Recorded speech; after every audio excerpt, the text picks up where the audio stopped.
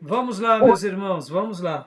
Começando mais uma aula, nossa segunda aula de História dos Avivamentos. Já oramos, mais uma vez, graça e paz. Amém. Amém. Boa noite, graça e paz. Boa noite, graça e paz. Estou muito feliz pelo nosso regresso e vamos lá.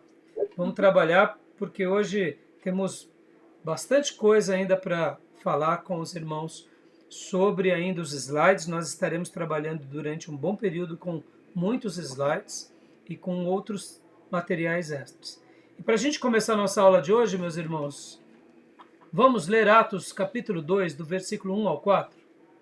Atos 2, do 1 ao 4. Na aula da semana passada, fizemos alguns apontamentos, falamos sobre as definições do que seria avivamento. Claro que começamos a trabalhar. Fiz algumas perguntas para vocês sobre o Brasil, se o Brasil já passou por avivamento ou não. Mencionei também sobre qual é a diferença entre os dons espirituais, a salvação e também essa questão de avivamento. Será que toda vez que há manifestação de cura ou que há salvação de vidas, ali é um avivamento ou apenas é uma manifestação de Deus? Então, a gente vai continuar trabalhando em cima disso e hoje, de uma forma, eu diria, até um pouco mais especial, eu quero continuar e quero dar ênfase, inclusive, a essa parte tão importante que seria a teologia dos avivamentos. Então, hoje a nossa temática vai ser a continuação dos slides, as definições, o que é avivamento, o que não é avivamento, porque parece simples, mas eu quero poder levar a cada um de vocês essa ideia do avivamento bíblico. E por que há pouco eu falei sobre estarmos trabalhando hoje sobre teologia do avivamento? Porque eu acredito, irmãos, que assim como todas as doutrinas que trabalhamos no nosso seminário, nós só trabalhamos nelas porque há uma base bíblica. E não seria diferente agora nessa matéria do avivamento.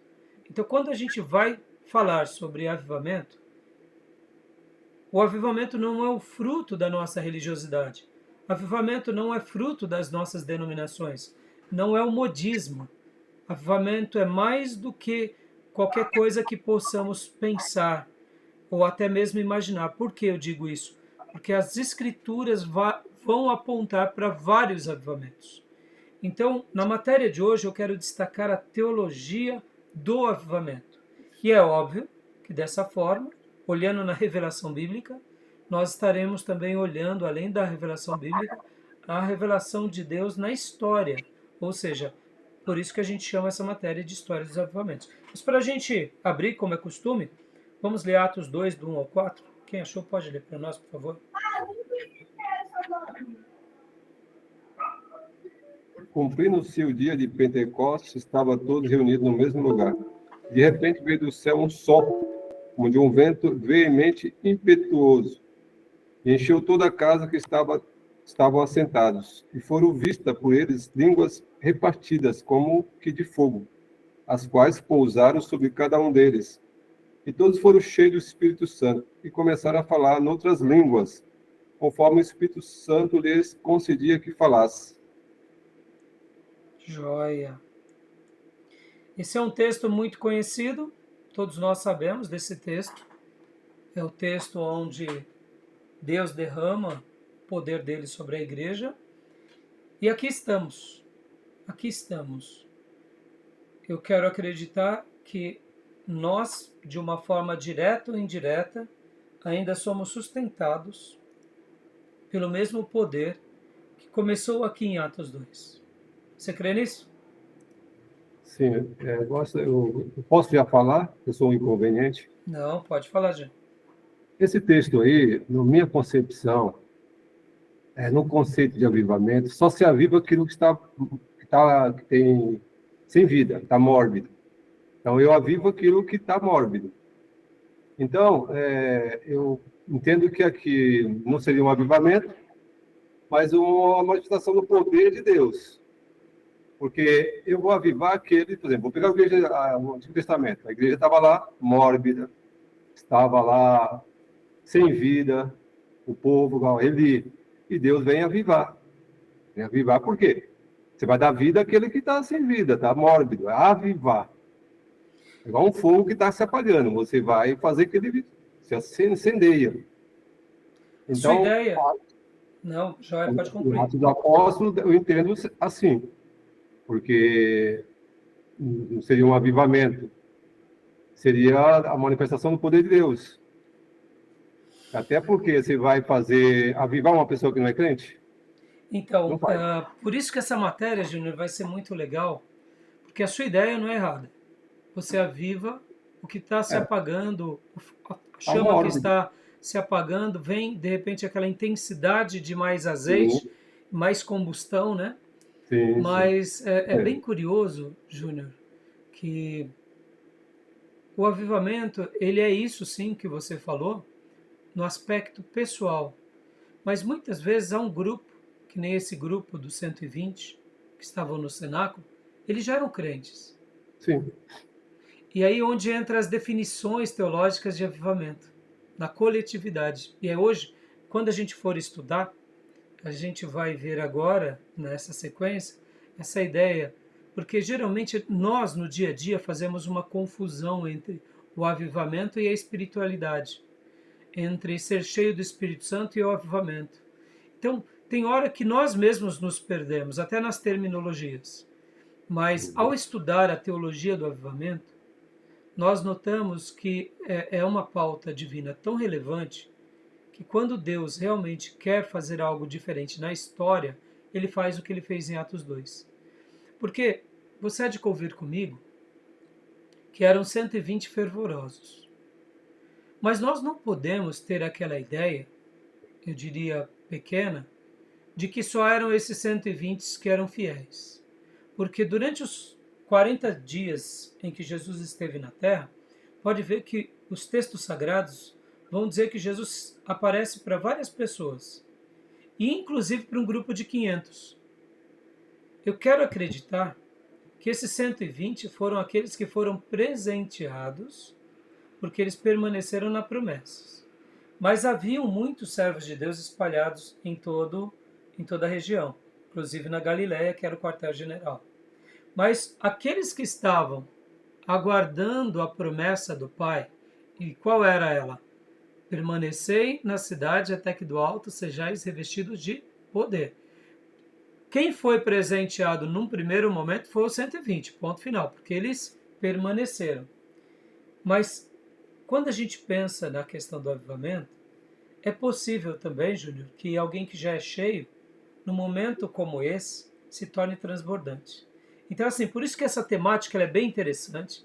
Ela serve, ela se aplica em várias situações de um consenso geral. Sim, o que você disse é verdade. Aonde estava precisando de um renovo é a hora de avivar. Sim. Aonde estava tendo um declínio, quase uma apostasia, é a hora que Deus faz algo Sim. de diferente. E é Resgata. fato. Mas é possível também que num outro contexto também aconteça. Então, por isso que vai ser muito interessante essa Porque aula. nesse grupo aí de Atos, tinha gente que não era cristão, por alcançado. Então, aí onde vai chegar o desdobramento do avivamento. E é isso que é legal. Por isso que é interessante, e na aula passada a gente falou bastante sobre que o avivamento ele é algo coletivo, não é apenas individual. Eu posso ser um cristão cheio do Espírito Santo, logo, um crente avivado. Mas o avivamento ele é coletivo. Sim, mas eu entendo assim, mas se ele produz um avivamento nos que são crentes, os que não são crentes, igual estava ali, a ideia não foi um avivamento nele, transcendeu a eles a manifestação de Deus de alcançá-los. Então eu digo assim, o avivamento ele vai interagir entre os que são cristãos e aqueles que não são, pela força do avivamento, eles são alcançados pelo poder de Deus. Sim. O Então, e aí, avivar vai avivar quem está com pouca vida. isso, Se o e outro por não tem isso, por isso que a temática, e eu abordei há pouco, antes da leitura do texto, que eu disse que hoje nós vamos trabalhar muito na teologia do avivamento. Não apenas na teologia da história dos avivamentos, mas principalmente na história da revelação bíblica, porque a partir dela tem sentido a nossa história do cristianismo. Mas é isso aí. Hoje vai ser legal. Os slides vão ser bastante esclarecedores. Tá bom? Quer falar mais alguma coisa, Júnior? Não, era só isso mesmo. A ideia que você falou mesmo é de que, exato, 120 é cristão, né? Que são cristãos, que é avivado. E o que não estava ali, que não era cristão, eu acho que aí não teria avivamento para ele, mas aí no avivamento, Deus manifesta o poder para alcançá-lo. Essa separação que eu consigo ver. Exatamente. Não pode ser uma coisa distinta, não pode ser geral, porque como vai avivar uma pessoa que não é crente? Então, é nisso que agora vai ser legal a história dos avivamentos. Por isso que eu falei há pouco que essa não é uma pauta denominacional. Por exemplo, irmão, só para quebrar algum tabu. As denominações, nós não temos denominações na Bíblia. A gente tem que ser honesto com isso. Com certeza. Denominações é uma permissão de Deus na história do cristianismo, desde que ele não atrapalhe a revelação. Porque no dia que a nossa denominação, ou até a igreja local, ela vai contra a palavra de Deus, aí o Senhor vai tratar com essa denominação e com essa igreja local. No entanto, nós não temos denominações. Como nós entendemos as denominações no contexto da história da igreja? Como se fossem tribos. Mas lembram que Deus puniu as suas tribos legítimas. E por que ele não faria o mesmo com as denominações errantes? Né? Então, a gente tem que saber o que é revelação e o que é costume, ou pauta humana, ou tradição humana, ou dogma humano. No entanto, a temática avivamento, ela está respaldada no Velho Testamento, e como na aula passada nós trabalhamos, o Novo Testamento praticamente é a história do avivamento. Praticamente, não é tudo. Mas é por isso que é legal a gente estar fundamentando essa ideia. Porque aí a gente vai olhar para a história do cristianismo e vamos enxergar, aqui foi um avivamento, ali foi um mover de Deus, acolá foi uma manifestação de Deus também, como um mover, lá deduzimos que foi um outro avivamento. Para quê? Porque a gente anseia isso. E então, já vou fazer uma pergunta para vocês. Então, mais algum comentário, meus irmãos? Tudo bem até aí? Dil, Maísa, Cleusa, tranquilo? Jóia. Então vamos agora, irmãos, dar continuação, porque nós estávamos trabalhando no slide e eu quero continuar falando sobre eles, né? Nós, semana passada, começamos falando sobre a definição de avivamento. Vocês estão conseguindo enxergar? Não. Não? Então, peraí. Deixa eu compartilhar aqui com vocês. E agora? Todos estão vendo? Sim, pastor. Sim, agora foi. Já. Definição de avivamento. Então vamos lá. Trabalhamos já no significado bíblico do termo. Hoje a gente também vai usar outro slide para falar sobre o que significa, da onde vem essa palavra, qual o verbo no hebraico e no grego. Trabalhamos lembrando que o significado primário é preservar ou manter vivo. Tem aquela ideia de purificar, corrigir, livrar do mal, do pecado, tirar as escórias, ou seja, é um crescimento. Mostramos isso tudo, a quantidade de vezes que é trabalhado essa palavra no Velho Testamento. Falamos também no Novo Testamento, dando uma ideia, eu diria mais ampla, que seria a ideia de lançar novos brotos ou florescer novamente, além daquela ideia que a gente tem de purificação, de corrigir, de livrar do mal. A ideia do Novo Testamento é uma ideia de reacender a chama. Aquela chama que se apagava aos poucos, mas agora ela se acende com intensidade, com vigor, e na mesma semelhança de uma planta que também lança novos brotos, floresce novamente, ou seja, vai frutificar. Falamos desses termos no Novo Testamento e no Velho Testamento e começamos um apontamento sobre o livro do reverendo Hernandes Dias Lopes, Avivamento Urgente, e começamos a ler. Então vamos ler de novo, porque para a gente entender o que é avivamento, a gente tem que tirar as arestas do que não é avivamento. E Também não é nós, novo.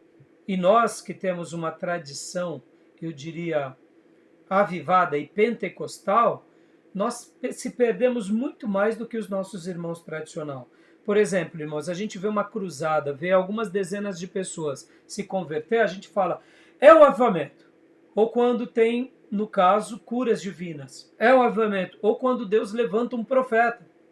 E eu acredito que Deus pode levantar os seus profetas, sabendo que o verdadeiro profeta é aquele que proclama a palavra de Deus. Mas Deus pode dar um dom de profecia inspirativa para alguns servos.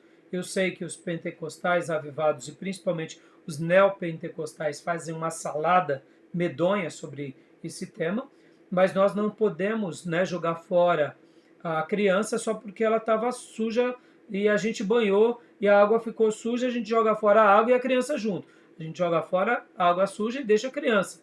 Ou seja, não é porque existem igrejas errantes que a gente vai abolir a igreja. Não é porque existem falsos profetas que a gente vai abolir os profetas. Não é porque tem pastores que são falsos pastores que a gente vai abominar o pastorado. A mesma coisa é do assunto do avivamento. Mas nós, como pentecostais e avivados, gostamos muito desse tema da espiritualidade e a gente se perde um pouco nessa questão. Então, agora a gente vai pontuar no livro do nosso querido reverendo Augusto Hernandes Dias Lopes a ideia do o que não é o avivamento, né? Porque aí, diante dessa temática, fica muito mais fácil entender o que é. Então, leia para nós, Dil, por gentileza, rapidamente, o 1.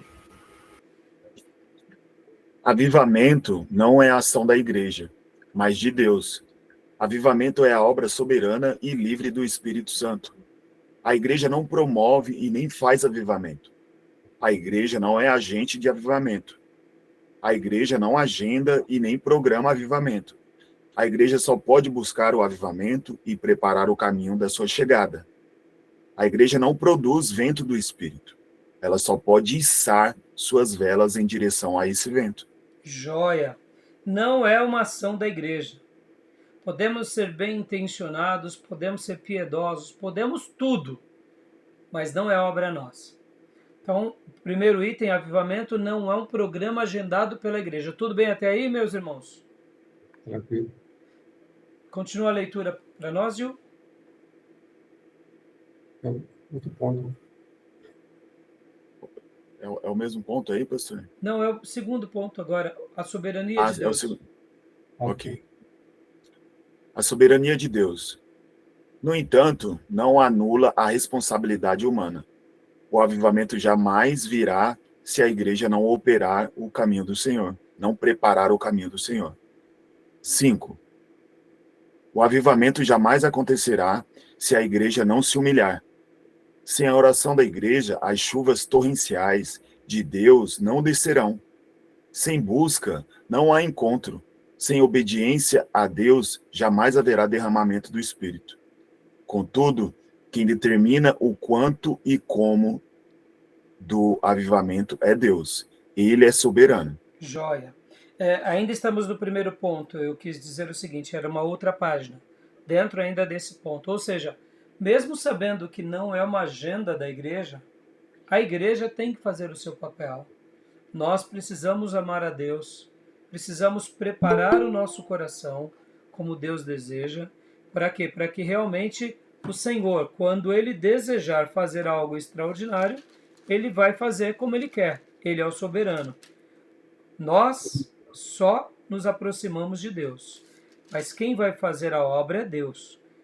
Eu venho pregando desde o ano passado sobre os profetas, e um versículo de Zacarias, que é Zacarias 1:3, diz assim: voltem para mim e eu me voltarei para vocês. Ou seja, essa matemática do Velho Testamento que tantos os homens de Deus, patriarcas, viviam, quanto depois na lei Moisés ensinava, quanto os profetas declaravam. Se queremos grandes coisas para Deus, precisamos empreender grandes obras para Deus. William Carey dizia isso. Desejamos grandes coisas para Deus? Sonhamos com grandes realizações no reino de Deus? Vamos empreender, ou seja, vamos preparar o caminho. vamos amá-lo, vamos se debruçar sobre essas coisas, e aí, segundo a soberania de Deus, ele vai realizar o que ele bem deseja. Tá bom, meus irmãos? Algum Segunda ponto? Crônica 7,14. Como? Segunda Crônica 7,14. Se Isso, o meu Júnior. povo... Isso, muito bom, muito bem citado. Podem ver, irmãos, é aqui que entra o grande mistério da participação humana junto com a soberania de Deus. Acreditamos na predestinação, acreditamos na eleição, é uma temática bíblica, mas acreditamos também que esses predestinados e eleitos, eles são dedicados, eles são militantes, eles são pessoas que realmente dedicam a sua vida, crendo e dão o seu melhor. E aí, diante dessa correlação entre a soberania de Deus, dos desígnios e propósitos de Deus e a nossa dedicação, Deus faz milagres. Me explica o milagre da oração. Não dá para entender, meus irmãos. A gente crê que ao orar, Deus abre as portas e as janelas do céu. Ao orar, a mão de Deus trabalha. Ao orar, os braços de Deus são estendidos. Ao orar, os ouvidos de Deus são inclinados. Me explica como pode isso tudo acontecer. Eu não sei explicar, porque se eu soubesse, deixaria de ser um milagre. Milagre não se explica. No entanto, é uma realidade, é uma promessa. E nós vivenciamos isso. E a temática do avivamento, ela é bem parecida no sentido, nós não geramos, mas no momento em que preparamos o caminho, que estamos bem quebrantados, que fazemos como o Júnior citou, ou como eu citei também dos profetas, Deus derrama a sua graça sobre o seu povo. Tá bom? Joia, até aí? Algum comentário, meus irmãos? Não? Não é Ô, só. pastor, Pode falar, muitos Gil. pensam porque Deus, sendo soberano e onipotente, ele faz, né, de uma forma arbitrária e unilateral a sua vontade prevalecer. Mas ele, na verdade, ele espera de nós, né, uma interação, na verdade, né? Sim, Ele sim. espera, e aí se encaixa muito bem com esse texto que o senhor falou: volte-se para mim e eu me voltarei para vocês. Na verdade, o que Deus espera de nós é uma interação, né, uma resposta àquilo que ele faz em nós. Exatamente. Maísa, quer falar alguma coisa, filha? Não? Mais irmãos querem Não, comentar não. mais alguma coisa? Não? Tranquilo? Joia? É que, às vezes, as pessoas confundem, né?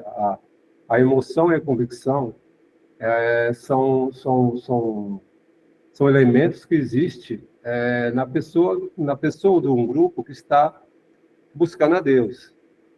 E a manifestação de Deus, mas não significa que há avivamento. Que pode ter esses dois elementos dentro do avivamento, mas só esses dois não vai ser suficiente, porque vai ser esse elemento de uma manifestação humana só, e não de Deus. Sim. Na realidade, não deixa de ser, Júnior, uma visitação divina. É por isso que eu disse que nós nos perdemos sobre a temática do avivamento. O Espírito Santo me visitando já é um avivamento pessoal? Podemos dizer que sim. Podemos dizer que sim. Sim, Não mas esse aí deixa de ser. No entanto, quando a gente compreende essa complexidade do que é o avivamento e o que não é o avivamento, nós não vamos negar a atuação do Espírito Santo. O Espírito Santo sempre vai ser valorizado, prestigiado e honrado. O lado humano nosso, da nossa dedicação, a gente tem que considerar. No entanto, a gente sabe que mesmo quando um crente ele é muito dedicado, é óbvio que ele só consegue ser dedicado porque ele é alguém sustentado por Deus. Essa ideia de dedicação autorredentiva é uma tolice nossa da nossa própria religiosidade. Assim como nós muitas vezes nos sentimos melhores do que os outros no nosso trabalho, porque somos mais aplicados, a gente tenta fazer isso com relação à fé. Pensamos assim: se eu for mais aplicado do que o irmão, o mérito vai ser meu. E quando se diz questões do reino, nem sempre se casa isso, porque muitas vezes a gente pode até ter um nível de consagração mais elevado do que o outro irmão, mas Deus escolhe usar o outro irmão. E aí é onde entra os mistérios do reino. Agora, é óbvio que eu ganho por ser consagrado, mas a utilidade no reino não depende de nós. Então, perceba, são assuntos que ao mesmo tempo são simples, mas ao mesmo tempo é um pouco complexo. E por que estudá-lo é importante? Porque quando vermos o agir de Deus na história, ou na nossa igreja, a gente não vai ter aquela soberba. E aqui, irmãos, deixa eu até... Porque eu estou sendo um pouco repetitivo. Eu não sei por que razão, mas o povo de Deus se perde muito na soberba. O povo de Deus não pode prosperar um pouquinho mais do que o outro, ter um pouquinho mais de projeção, ser mais usado. É difícil a gente ver um servo de Deus que Deus está levantando muito e ele não se perder na soberba. Eu deduzo que a pessoa se perde na soberba porque ela não sabe viver essa dependência do Espírito Santo. Ela não sabe que tudo isso que acontece no reino é graça de Deus sobre a vida dela. Mesmo que essa pessoa seja disciplinada, não é a virtude dela no reino. Então a gente acaba se perdendo um pouco. E imagina quando Deus derramar um grande avivamento. E assim, nós estaremos estudando no livro, texto, nos finais do nosso bloco, que muitos pastores se perderam, mesmo depois dos grandes avivamentos pentecostais, etc. e tal, eles se perderam. Então, esse estudo ele é importante, porque se uma hora nós presenciarmos um mover de Deus muito grande, essas temáticas a gente vai recordar. Ou a gente vai poder um lembrar o outro, dizendo, olha, lembra que na aula a gente aprendeu aquilo outro? Porque é muito fácil a gente se perder na nossa própria virtude, tá bom? Então, mais alguma pergunta, alguma dúvida? Graça e paz, pastor Johnny. Tudo bem, pastor, irmãos, graça e paz, boa noite a todos. Boa noite. Mais alguma pergunta? Não?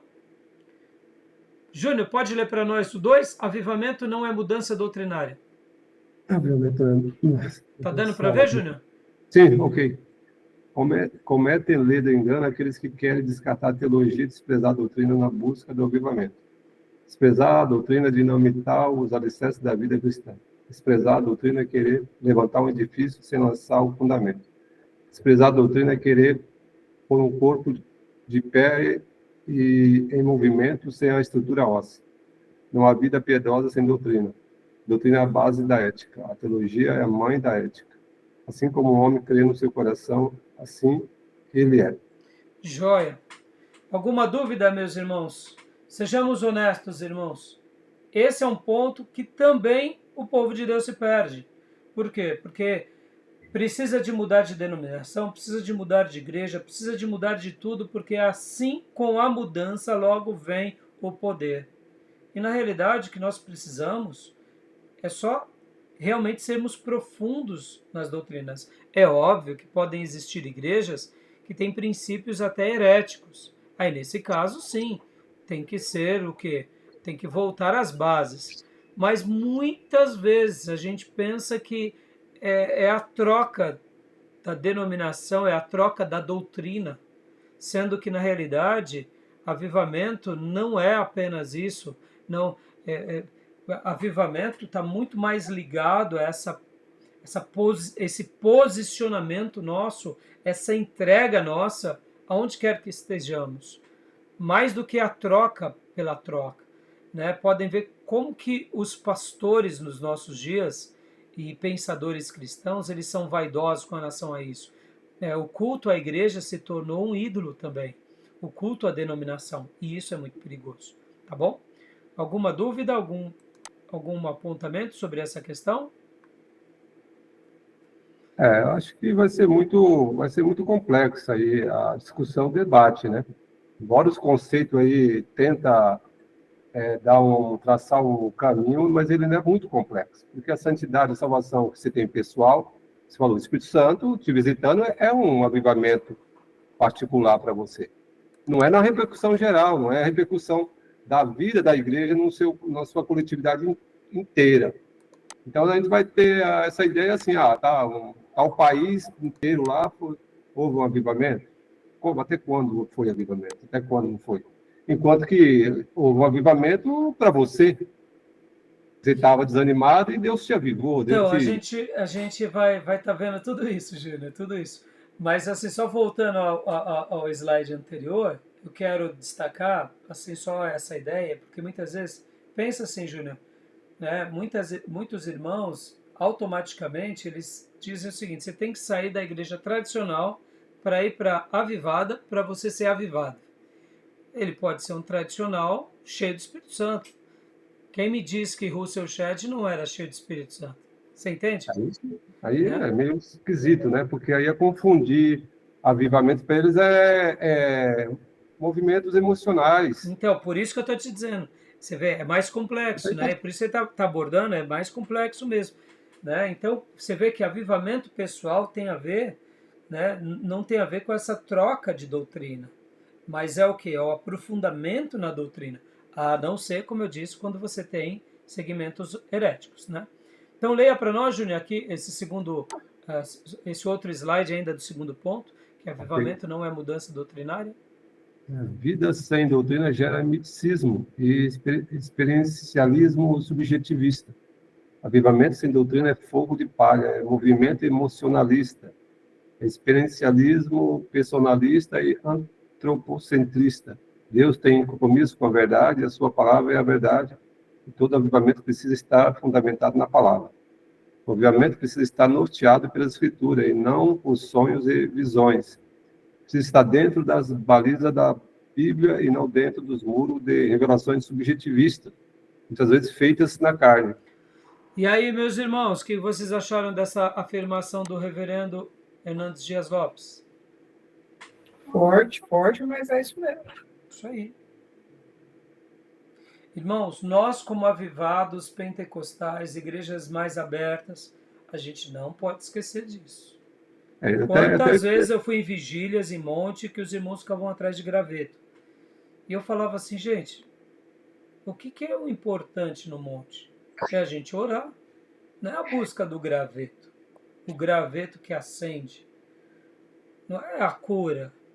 É clamar a Deus. Que coisa mais maravilhosa do que você dedicar uma noite sua para buscar a presença de Deus? Que coisa mais sublime do que isso? A gente precisa do sinal, a gente precisa da língua, precisa da profecia. Como que a gente é voltado ao misticismo e ao experimentalismo? E muitas ideias de avivamentos nossas estão baseadas em emotividade. Por isso que estudar sobre esse tema é importante. E aqui, como pastor, já praticamente há 30 anos, né? O ano que vem eu faço 30 anos cuidando da comunidade. Esse ano, agora, em julho, no meio do ano, eu faço 29 anos cuidando. 27 anos pastorado. Meus irmãos, quem mais me deu trabalho na igreja foram os emotivos. Os emotivos se entregam para tudo. Mas do mesmo jeito que eles são entregues para uma emoção boa, depois são entregues para uma emoção ruim. São os mais fofoqueiros, são os mais perdidos, são os que mais também chutam o pau da barraca. Por quê? Porque a fé deles é conduzida e baseada pela emoção. Ou seja, é um experiencialismo personalista e antropocentrista. Concordo em gênero, número e grau com o reverendo. Então, avivamento não é mudança doutrinária e não é experiência pessoal. Irmãos, eu tive já inúmeras experiências com Deus e eu me lembro de, até mesmo em sonhos, por exemplo, de sonhar falando em línguas e no dia seguinte eu morava nessa época sozinho, minha irmã estava em casa. Ela falou, irmão, aconteceu umas coisas aqui que eu vi você orando de noite e aí eu falava, ou seja, extravasa. Agora, eu poderia dizer que ali foi o quê? Que Deus me visitou no sonho. Talvez seja sonhar expulsando o demônio. Nos nossos laboratórios, muitas vezes com Deus, começa em sonho. Por quê? Porque é assim que Deus vai fazendo. Ele vai treinando cada um como ele quer. E depois ele expande segundo os critérios dele, né? Tá bom, meus irmãos? Mais algum comentário aqui? Não, é só que esse texto aí é interessante, mas é como eu já falei outro dia, a gente tomar cuidado com os dois extremos, porque para o reverendo também, que ele é de um lado em que, tudo bem, a gente tem que tomar cuidado com esses aventureiros que vai para a vigília, mas nem todo mundo vai para buscar experiências fictícias, essas questões de misticismo. E muita gente não vai com boa fé, Sim, para orar a sim. Deus. Agora, por outro lado, também tem esses que é do gelo, do Polo Norte, que eles não oram também. Ah, não. Aí já. Eles não Mas, ninguém busca experiência, mas eles também não buscam. sim. Tem, Não tem os é? extremos, né, Júnior? Os extremos são sempre Exatamente. doentios, né? Mas, Júnior, você pode Vai ver. intelectualizar tudo, Mas, Júnior, tudo. quando a gente começa a conviver com um grupo pentecostal e tradicional, a gente nota que quem é piedoso pela Sim, inclinação mas aí tem pessoal. o que eu tô falando, mas tem um modelo aí que difere disso aí. Você tem um extremo que você aborda, esses são hipotecistas, esses emocionalistas. Por outro lado, também tem pessoas do lado super tradicional que não acreditam em nada, nem na oração. Mas Então, mas não eles tem vão nada. destoar daqueles verdadeiros, eu diria, irmãos que a gente está se referindo, né? Porque quando a gente pega até na história da igreja, a gente vai ver que antigamente não existia essa diferença entre avivado e pentecostal e Não, tradicional. Haviam grupos protestantes, havia sim, os seus dissidentes, mas havia aqueles que não estavam conformados com a religião institucionalizada e aqueles que queriam trazer uma experiência mais vívida da fé e sim. das promessas bíblicas.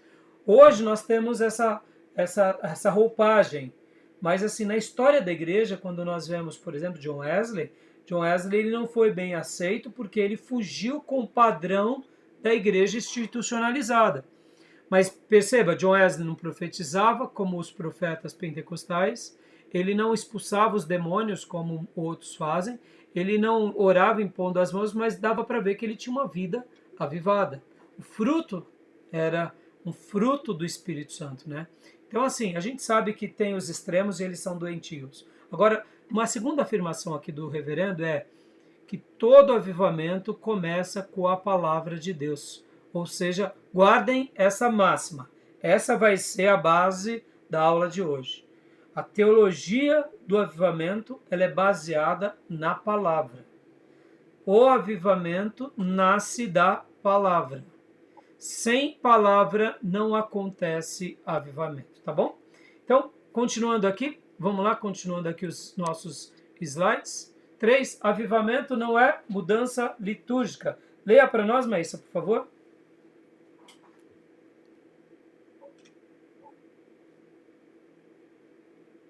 Muitos crentes confundem avivamento com forma de culto, com liturgia animada, com coreografia e instrumental aparatoso. Louvor não é encenação, não é mimetismo, não é ritualismo, não é emocionalismo, não é apenas seguir formas pré-estabelecidas, como bater palmas, dizer aleluia, amém e levantar as mãos. Louvor que apenas levanta as mãos para o alto, mas não as estende para o necessitado, não agrada a Deus. A Bíblia ordena levantar mãos santas ao Senhor, no gesto de rendição e entrega. 1 Timóteo 2,8. Louvor em que a pessoa apenas saltita e pula, mas não vive em santidade, é ofensa a Deus. Louvor que apenas verbaliza coisas bonitas para Deus, mas não leva a Deus a sério na vida, é fogo estranho diante do Senhor. Que joia, meus irmãos. Muito boa essa afirmação, não? Tudo Sim. bem? Sim.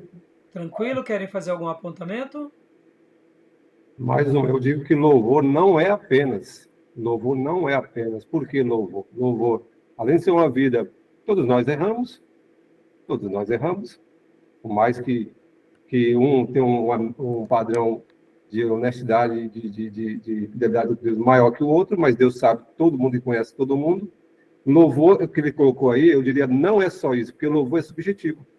Está dentro de você e Deus é que vê. Quando você está adorando de verdade, sua vida é uma adoração, e ela resulta naquele momento. Não é claro que ele falou uma coisa meio óbvia aqui no início. Não é liturgia, não é aquela dança, não é aquele estereótipo. É louvor, é além da vida, é a que está dentro da pessoa, quando a pessoa está adorando. Jesus falou que Louvar é mais do que cantar, né? Exato, espírito em verdade. Louvar é viver a essência Isso. de Deus em nós o tempo todo, né? Deus falou lá, Jesus falou para a mulher Samaritana que busca Deus, verdadeiro Deus, que adora isso que tem verdade. E essa Exatamente. questão está muito ligada com uma questão subjetiva. Então, e litúrgica, vocês têm que lembrar, irmãos, que os tradicionais sofreram muito com isso, porque quando se tinha um hino mais agitado, o povo gostava, eles já transferiam, tá vendo? Aquele hino é avivado. Sendo que Sim. são ideias, são roupagens que parecem que é bobeira, mas não são. O movimento gospel, por exemplo, que teve o seu início ali na década de 90, foi uma inovação no aspecto musical, foi bom porque ganhou muitas pessoas, foi, mas também tem um lado que é perigoso, porque muitas vezes um grupo que canta muito bem, que leva as massas à emotividade, não significa que eles estão realmente cantando com muita unção. Podem ser fruto da emotividade, da técnica. É claro que nós devemos ter equilíbrio entre tudo isso, sermos bons na técnica, mas principalmente na espiritualidade. E, naturalmente, atingiremos as emoções das pessoas, mas é óbvio, depois de ter atingido a alma e o espírito. No entanto, a abordagem dele aqui é aquela ideia mais, eu diria, mais que tem uma ruptura. Nas igrejas mais tradicionais, eles sofrem muito com isso, porque se não canta daquele jeito, se não toca aquela banda, eles são mal vistos. E a gente sabe que, graças a Deus, ao longo dos anos, essas bobeiradas já caíram por terra. Mas é bom lembrar, porque muitas vezes, como o Júnior disse, o Novo Testamento não tem, como eu disse na aula passada, não tem essa clareza, né, de que os crentes eles paravam para cantar, para adorar, como era no Velho Testamento, porque eles entendiam que a adoração, como o Júnior bem colocou, é um estilo de vida. É muito mais do que cantar apenas. Quando a gente faz uma obra, quando a gente realmente vive em santidade, já é fruto da adoração. Tá bom, meus irmãos? E o Joia? cântico alegre, às vezes, por exemplo, um tipo de cântico. Por exemplo, tem um culto, um litúrgico, que o louvor é alegre. A ideia, tem igreja batista, que eu já frequentei, que aquela igreja batista não podia nem ter nem bateria, só piano. Não tinha instrumento, era piano. Porque você pega uma igreja, igual uma congregação, é aquela música meio mórbida, sabe? Só o órgão, com a orquestra. A ideia que eles têm é que ali aquele tipo de louvor é o sacro, a ideia do sacro. Isso. Então, é muito Os relativo, exageros são ruins, né, Júnior? muito relativo isso aí. E os exageros sempre são ruins, né, irmãos? Ao mesmo tempo, irmãos, eu me recordo de uma ocasião que eu conversava com os irmãos lá no pregão e eles falaram assim para mim. Tinha um grupo de irmãos que era da mesma igreja. Enquanto conversávamos, né, como que foi o culto na sua igreja esse final de semana, um deles disse assim: lá na minha igreja foi tão bom o culto, que não teve nem palavra. Começou o louvor, a manifestação e foi ver, não teve palavra. Ao mesmo tempo, parece que é uma declaração ingênua, e é mesmo, de um grupo de pessoas e de uma comunidade que viu no período do louvor ou daquela manifestação de adoração o necessário para o culto. Sabendo que ali houve a presença de Deus, houve uma visitação, mas se há uma manifestação é porque um dia houve palavra. E se a gente continua indo só por esse caminho da música, do louvor sem palavra, a gente acaba caindo no emotivismo também errado. Ou seja, percebam, muitas igrejas, elas acham que a presença de Deus está só durante o louvor. Então é bem curioso essas questões e por isso que a ideia da liturgia a gente tem que ter muito equilíbrio em ambas as coisas, né? A gente não deve ser rigoroso ao ponto de proibirmos tudo, mas também não devemos ser ingênuos de achar que porque houve uma manifestação não precisa ter palavra, não precisa ter oração, ou seja, os excessos, né? É importante a gente seguir as escrituras como ela nos deixa. Tá bom? Leia para nós, Júnior, agora essa parte, Ah, não, era a Maísa, né, que estava lendo? É mais. Isso, leia ainda o outro slide, louvor. Louvor que não produz mudança de vida, quebrantamento, obediência e não leva as pessoas a confiarem em Deus, não é louvor, é barulho aos ouvidos de Deus. Assim diz o Senhor: afasta de mim o estrépito dos teus cânticos, porque não ouvirei as melodias das tuas liras. Amós 5:23. Olha que fantástico. Eu costumo dizer na nossa igreja, irmãos, que um caminhão de desobediência, ou melhor, um caminhão de oração não compensa uma vida de desobediência. Eu vou para a vigília, não vou para o culto, oro de manhã, oro no meio-dia, mas vivo sendo errante. Faço o que não pode. Não vai adiantar quase de nada. Falar que Deus não vai contemplar a oração, não é isso. Mas Deus não vai responder essa vida de uma forma onde Ele tenha a aprovação. Porque o que mais Deus deseja de nós? Que obedeçamos. Então, o louvor é a mesma coisa, né? Louvores que são carismáticos, que são fervorosos, mas que no momento que acaba o culto eu vou para o pecado, a palavra de Amós se adequa perfeitamente, porque são barulhos emotivos. Porque se realmente eu louvo a Deus de todo o meu coração, o louvor me acompanha em todos os lugares que estamos, tá bom? Joia? Então, avivamento não é uma mudança litúrgica. Leia para nós ainda, Maísa, por favor. Todavia, é preciso dizer que, embora o avivamento não seja uma mudança de liturgia, todo avivamento mexe com a liturgia. O avivamento desinstala a liturgia ritualista, cerimonialista, formalista, fria e morta, e põe em seu lugar uma liturgia viva, alegre, ungida, onde há liberdade do espírito, sem abandonar a ordem e a decência. Em épocas de avivamento, a liturgia é desengessada e o povo, com alegria e liberdade do espírito, adora a Deus, em espírito e em verdade, sem regras rígidas pré-estabelecidas. Cada culto é um acontecimento singular, novo, onde há abertura para o que Deus deseja falar e fazer com seu povo. Ou seja, ao mesmo tempo que a gente sabe que a gente não pode nem ir para os extremos, a gente sabe que quando o Espírito Santo é derramado de forma poderosa sobre o povo de Deus, há uma ruptura, há uma mudança. A gente joga fora aquela roupagem e algo novo acontece. Tá bom, meus irmãos? 4 agora, leia para nós, pastor Johnny, por gentileza. Agora, avivamento não é uma ênfase carismática unilateral. Muitas pessoas hoje estão limitando o avivamento a milagres, curas e exorcismos, sem observarem a abrangência global da doutrina pneumatológica. Este é um sério perigo. Toda vez que enfatizamos uma verdade em detrimento de outra, nós produzimos deformações, distorções nessa verdade. Joia! Quero gastar um minuto aqui com vocês, meus irmãos. Esse é um ponto muito importante. Lembra que na aula passada eu fiz uma pergunta sobre a questão dos dons? Como explicar essa questão dos dons espirituais?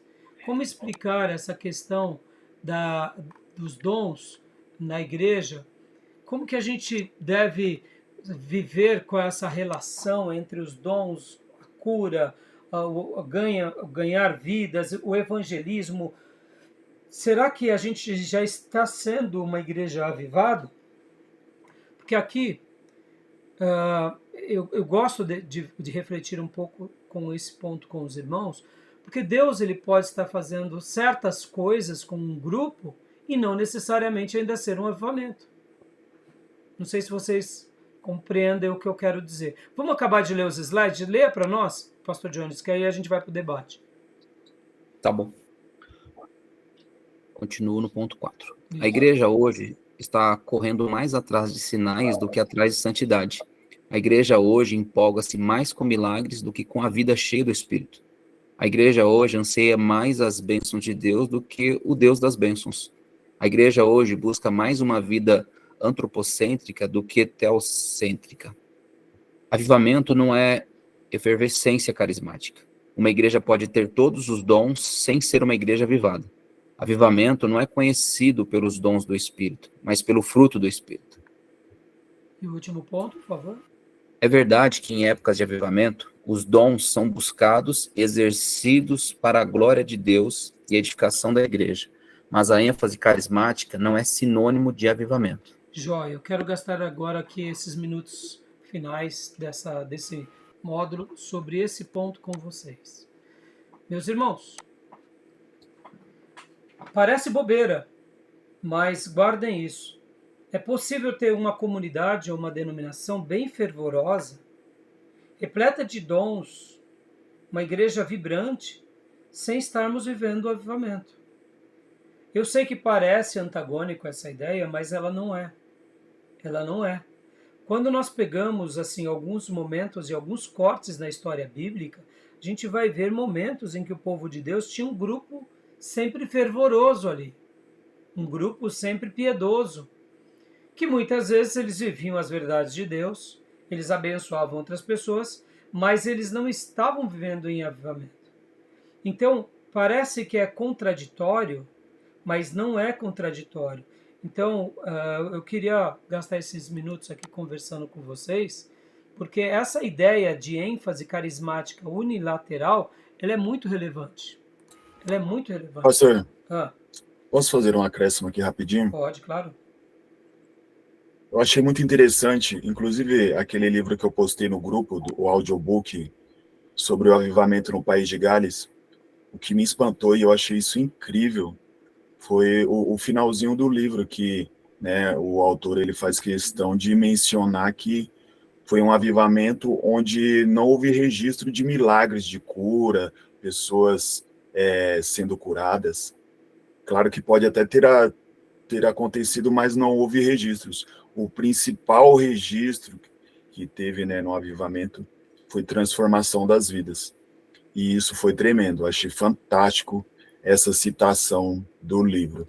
Então, tio, depois, por isso que eu pedi para que nos trabalhos extras vocês compartilhassem entre o grupo, nosso grupo de WhatsApp, para isso, para que um material que você pegou, que você, né, rebuscou, passa para o outro, além dos que eu indiquei, porque esse é um assunto, irmãos, que nós temos que lembrar que existem muitos relatos, né? Existem, graças a Deus, um material farto.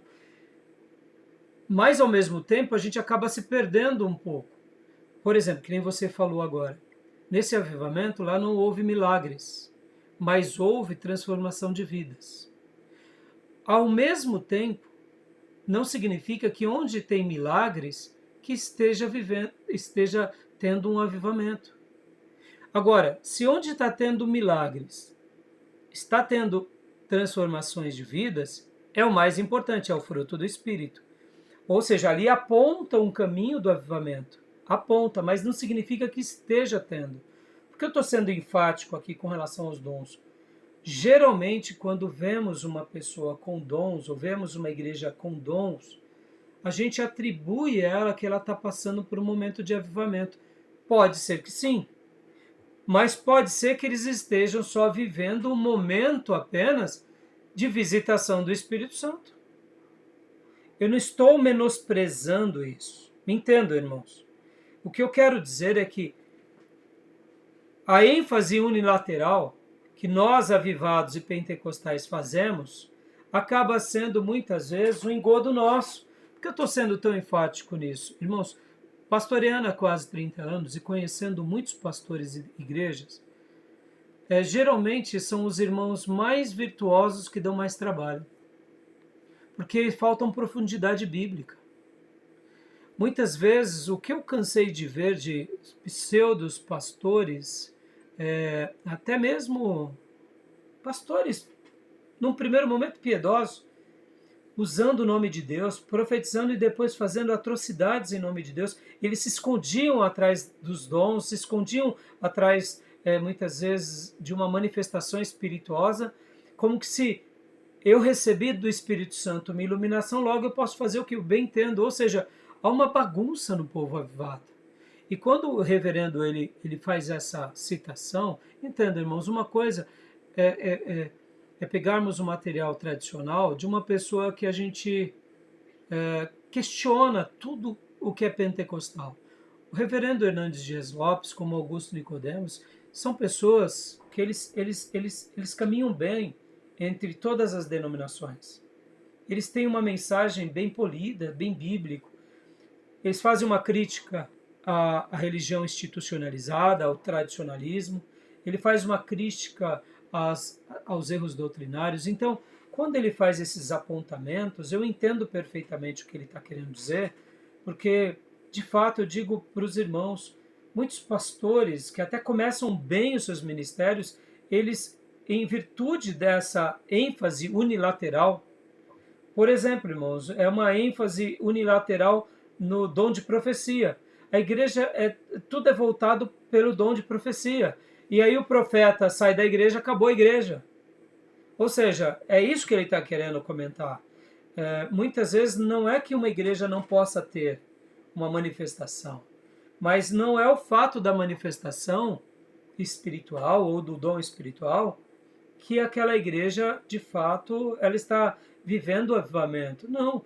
Então, a ênfase unilateral, ela acaba sendo um pouco doentia. Para eu concluir, para a gente encerrar esse bloco, é como, por exemplo, algumas igrejas foram levantadas por Deus com um ministério de louvor forte. Deus levantou essa igreja. Significa que o avivamento vai vir por causa do louvor? Nós não sabemos. Mas, ao mesmo tempo, há uma clareza ali que Deus está sendo manifesto por meio daquela adoração.